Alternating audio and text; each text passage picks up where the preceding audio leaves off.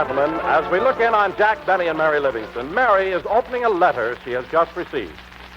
Who's the letter from, Mary? Oh, wait till I open it, Jack. Oh, look, it's from Mama. Really? And what does the worst years of your father's life have to say? I'll read it. Good. My darling daughter, Mary, it certainly was exciting when you and Jack spent those few days with us on your last trip back east. It's too bad you had to dress in such a hurry that last morning to catch the train. We barely made it, you know. I didn't realize how much you'd rushed till after you were gone. But don't worry, as I just mailed your toothbrush and Jack's hair.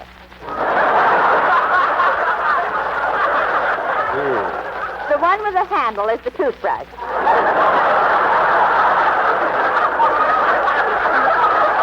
No wonder I was cold on the trip home. And Mary, I must tell you about the wonderful time we had in Jersey City last Saturday. Papa's doctor invited our whole family to attend his medical convention, and it was very exciting. The doctors held a contest, and your sister Babe was voted Miss It Shouldn't Happen to of 1947. I knew Babe could do it. Please, Jack, let me finish the letter. Oh, well, go ahead, kid. And Mary, after the convention was over, we drove home, and your sister Babe and her boyfriend were riding in the rumble seat. We hit a bump, and the seat snapped shut. My goodness. We worked for hours and couldn't get it open. So we called the minister, and he married him through the keyhole.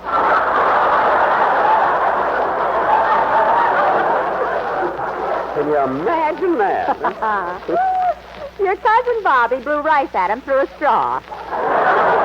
And so Babe got married. Who's the lucky guy? That slap-happy prize fighter she used to go with? Oh, no. Oh. There's another fella. She couldn't stand that prize fighter any longer. Why? What happened? Well, they'd be sitting in the living room, and every time the phone rang, he'd jump up, shake hands, and give her a right hook to the jaw.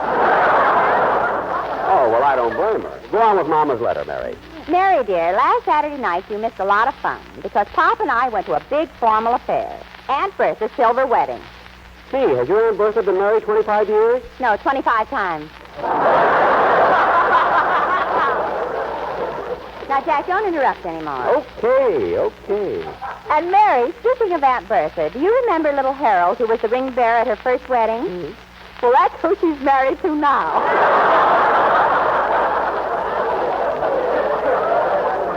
Well, what do you know? No other news, Mary, except some neighborhood gossip that will really surprise you. Guess who murdered his wife this morning? We'll close now with love from your mother. Leilani Livingston. We pay track odds. We pay track odds? Mama used a business stationery. Oh. Well, when you answer, send my love to your mother and $2 on Texas Sandman.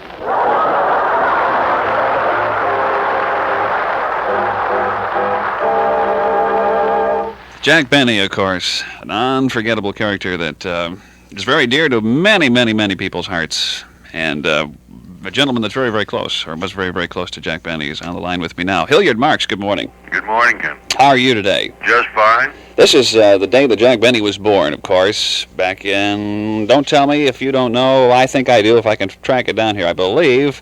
1894. 1894, and he passed away in 1974, right? Yes. Right around the first of the year at Christmas time, somewhere. No, December 26th, yeah. December 26th, right. 1974. Well, that was one of the sad days for the country, I can recall, and obviously a sad moment for you, too. Yes, it was. I don't know what it was that endeared Jack Benny to so many people, but maybe it was the fact that so many people could identify with him. You suppose? I think so, and also he never lost that touch of being from the Midwest, being from Waukegan, and he just loved, there was two big love affairs in his life, Mary and, of course, his people, his fans, and he just always wanted to give something back to them. It was an affinity that he had toward them, and this endeared him, you know? Mm-hmm. Whenever they eulogize somebody, they always bring out the good points, but I think I've heard many, many people say it, even while Jack was still around, of course. Nobody had anything really bad to say about Jack Benny. He was just really liked by everybody he came in contact with. Exactly. When did you first meet Jack? I know, obviously, Jack married your sister. Right.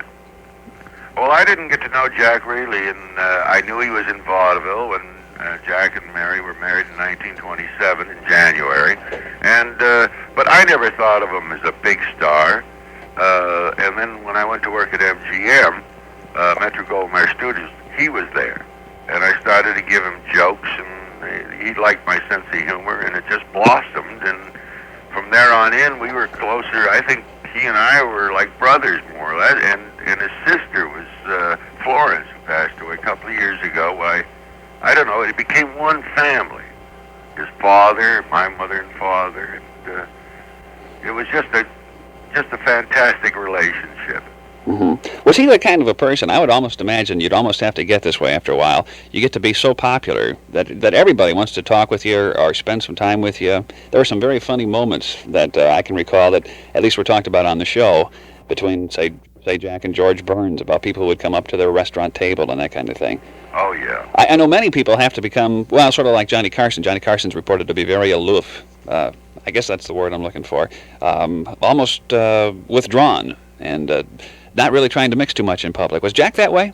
No. I mean, Jack always liked his food hot, and George Burns too. And they used to have an expression: if the waitress could carry the food, it wasn't hot enough, you know.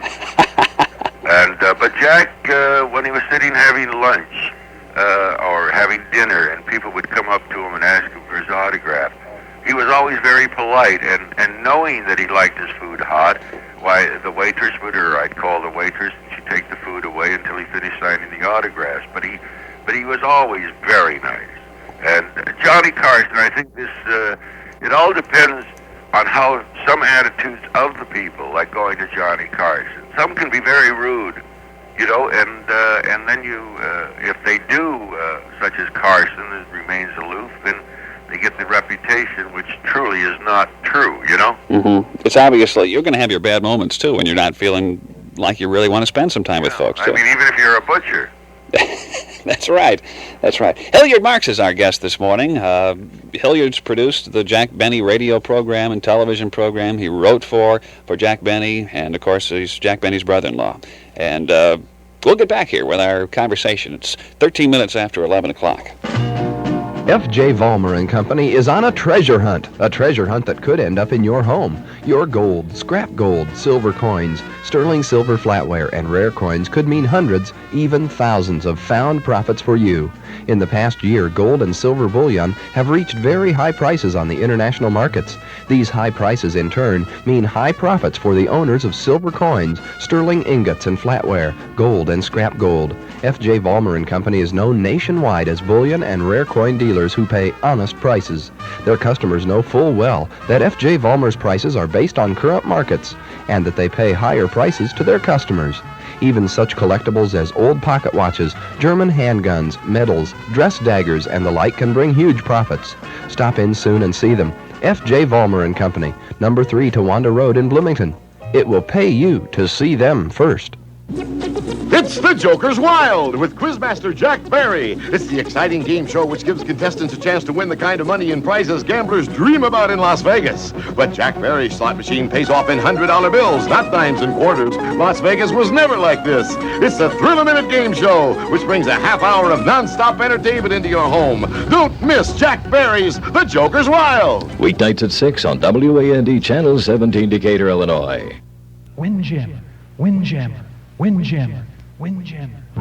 When your stomach growls, take it to the Windjammer. Now serving deli lunches from 11 to 2. Sandwiches and all the extras to cure the lunchtime hungries. Enjoy your favorite beer or cocktail with your lunch at the Windjammer. It's a new idea from an old friend. Located close to your place of business at the corner of Route 66 and East Washington across from Sambo's. For after-hours fun and sociability or for lunch, it's the Windjammer.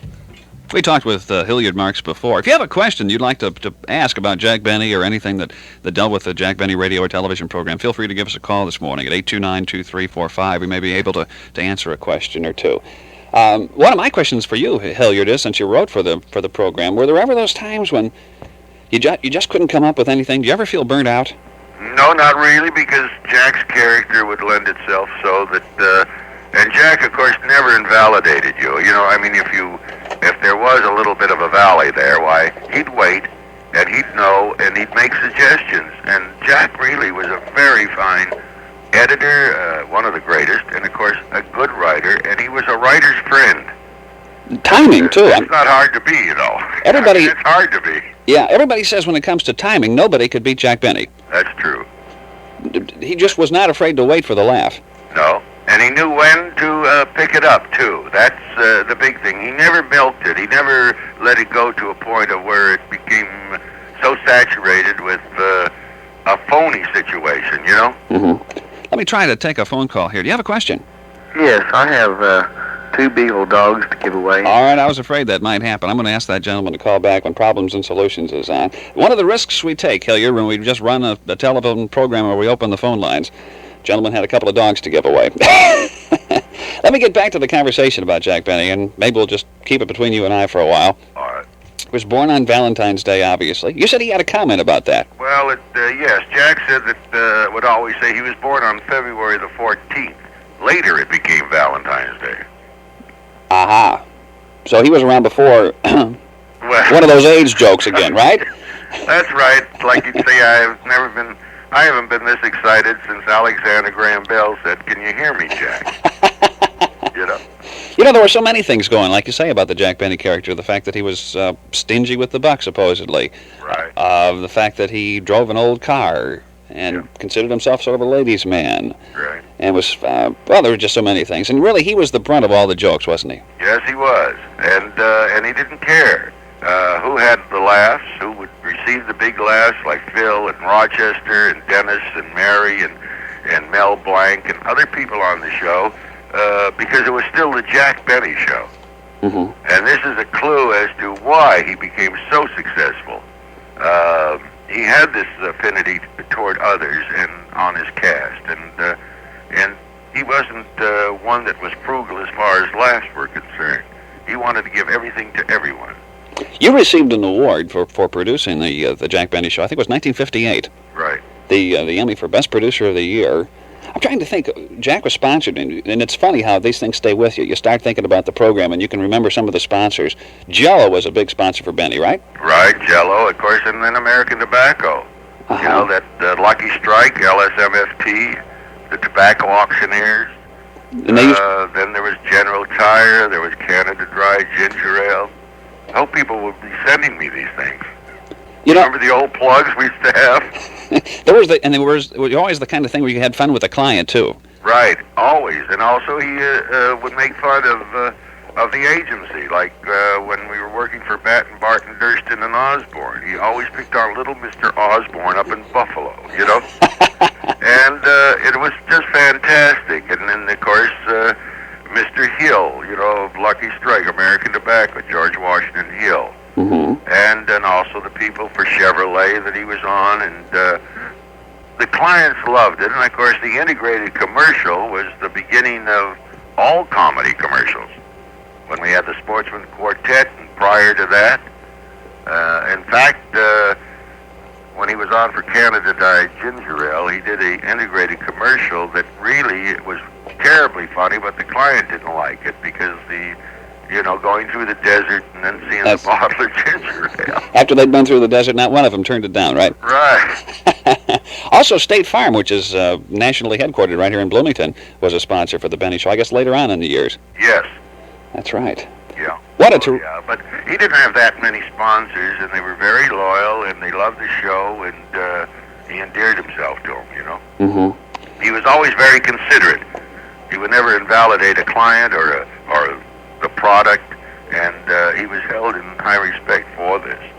Was he much of a musician? Now, all the stuff you hear about Jack Benny and his violin, and of course the screeching noise that would come out when Mel Blanc was trying to give him the violin lessons, I would guess he was a pretty good violinist. Well, he was as good as, let's put it, as a comedian would be. And it wasn't until the Fred Allen feud that Jack actually picked up the fiddle. Gee, I didn't even realize that. Yeah, the young boy was on Fred Allen's show, and he played the B, and Fred challenged him, and that, of course, was the beginning of the feud. It, of course, was a friendly feud, and that's what happened. But then again, some people thought it was a real feud. Some people really thought that Jack Benny was very, very tight. Yeah, That's right. And he had a vault, and he had the Maxwell, and Rochester was his valet. Do you have a question this morning? Hello. Yeah. I just wanted to say that my family loved the program with Jack and Mary, and we missed very few of them. We were around for about all of them. That was one of those shows that everybody sort of tuned in religiously.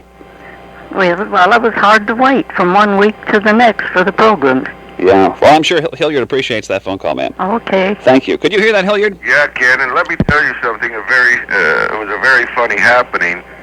Many years ago, President Kennedy, we were attending a dinner at the hotel in Los Angeles, and he came over, as this woman just said, this lady said, and he said, you know, Jack, he said that ever since I can remember, he said that religiously on Sunday nights, we used to listen, my father would make us all sit around and listen to your program. He says, in fact, I was 13 years old before I found out you weren't Bishop Sheen. It's a good line. Isn't that great? And that's what he said. Of course, he had a fabulous sense of humor. You know, one of the other things about the Benny Show, and I think it's pointed to by many people who teach radio or say, hey, here's the way radio used to really be, and they would point to the Benny Show because there were so many utilizations of, well, it was a different approach to radio. Rather than describing or narrating everything, there were sound effects, and all of a sudden you got this hilarious picture in your mind of what must be going on. Right. How were those done? This is always one of my questions. I know the dramas, of course, were done standing around a microphone, maybe one microphone in the room, and the sound effects guy would be over on the other side of the room, and he'd be playing the records or making the sound effects. But when you were doing a comedy show and you had a live audience, did people dress up at all, Hilliard, or was it just you stood there with your script and you read the script? You stood there with your script and you read your script, and the people were very interested, and if it's funny, they would laugh. Okay. And there was no rim shots like a lot of comics or baggy pants. It was really a business. There was really no advantage to being in the audience other than you could actually be there and be kind of fascinated by watching the whole process. Otherwise, you really didn't gain anything or lose anything by being at home then, really, did you? No, because you'd fantasize being at home. And, you'd fantasize as to what was happening, and it's the same thing as radio today. Radio is bigger than ever today. Mm-hmm. And that's why when I was up here in Portland, we started to recreate the old radio shows that we're going to go into syndication on. I want to ask you about those. I have to break again for a commercial or two, right, and we'll get back. Hilliard Marks, Jack Benny's brother-in-law, is our guest this morning. If you've ever thought to yourself, gosh, I really should get my car washed. Well, you're absolutely right, especially during February and especially at the FS Car Wash. Why is it so important to wash your car during February? Well, aside from the unsightly appearance of a filthy car and the expense of having to clean your winter coat every time you brush up against your car washing during February at the FS Car Wash can save you lots of money in the long run by protecting your car's finish from rust and corrosion caused by road salt, sand, and wintertime slush and sludge. It's true they can send men to the moon, but they have yet to develop a car finish that can stand up to a Bloomington normal winter. So the next time you think about washing your car, truck, or van, do it. And for the most good, have it done professionally at the FS Car Wash, where you can even get the turtle wax, polish and wax treatment for lasting protection. Go to the FS Car Wash at the Eastland Mall. Master Charge and Visa welcome. Hi, this is Jill DeVries. Come to my champagne party sale at the Joint General Store and toast your Valentine with a new waterbed. February 14th, 15th, and 16th, save as much as $150 on any size Wavecrest waterbed. Give your sweetheart or bride a quality all-wood frame, headboard, and complete system for as low as $399, delivered and set up in your home. Remember, JGS, Joy of Good Sleep, and the Joint General Store in downtown Bloomington. He wears the finest clothes and drives the most expensive cars. He speaks 6 languages and works by appointment only. His business is pleasure. He's the highest paid lover in Beverly Hills. He is the American Gigolo. Richard Gere, Lauren Hutton, American Gigolo, a Paramount picture. Rated R, under 17, unadmitted without parent. Starts Friday at Cinema One in Normal. Really wouldn't be fair of me not to ask how Mary Livingston's doing, and I want to ask you right now. Mary's fine. She lives in Beverly Hills, same house, and she's enjoying everything. She was never one to run around a great deal, but she goes out and she enjoys life. She misses Jack very, very sure. Let me find out in the few remaining minutes that we have about the production. Obviously, I guess once radio production or television production gets in your blood, it's hard to get rid of, and that's why you're back in the business again. Well, it came about. It was a strange happening. I was being interviewed on a local television station, and they asked me, "Why are you here up in Portland?" I said, "This is going to be my home." And what are you going to do? And I said, "Well, I have a book to finish. I have another. It's a fiction, not anything dealing with Jack." And I said, then I'm going to recreate old radio shows. And I don't know why I said it, Ken. Mm-hmm. It popped out.